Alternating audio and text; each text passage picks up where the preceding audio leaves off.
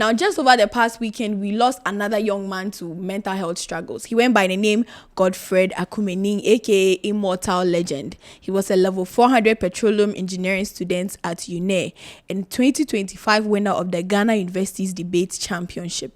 He committed suicide after ingesting weedicide. This young man, I'm sure he lived with his parents because he's a young man. He's not at the age where he'll be living on his own, having his own job. He was still a student. You understand? Level 400, he's still a student. He's now even about to enter the world. So what at all could be bothering him to the extent that he chose to take his own life? He looked around and he said, okay, taking my own life right now is the best possible solution for me. And I feel like we in Ghana, especially when it comes to our parents, grandparents, like the older generation, they don't take mental health struggles seriously. If you tell your parents you are, depressed and things, they don't even believe you. It doesn't need to get to the point where somebody has to take their own life because they don't have anybody to talk to about their struggles. Sometimes universities have guidance and counseling units. You go and a therapist is not even around. These institutions are supposed to be there to help the youth in case the youth cannot go to their parents. Do you understand? And I'm sure because he was intelligent, nobody even suspected that he'd be going through things like this.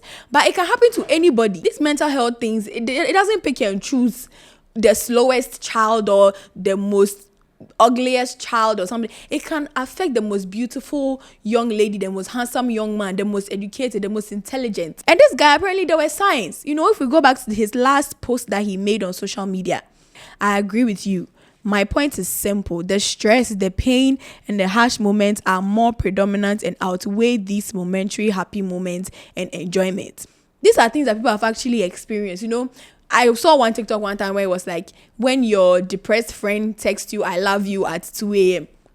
And in the TikTok, the person's like dressing and rushing to go to the friend. Some people know the signs. They know the signs of mental health. They know the signs of mental struggles, depression, anxiety. So I feel like we as peers, even if we don't have authorities that will come in and try and help these people that are struggling, we should learn the signs. You get it? If your friend is going through something, you should be able to detect it. I know the world is hard. We are all going through our own struggles. But if you have a friend that you care about, you should be checking up on them, seeing if they're okay, try and hang out with them once in a while.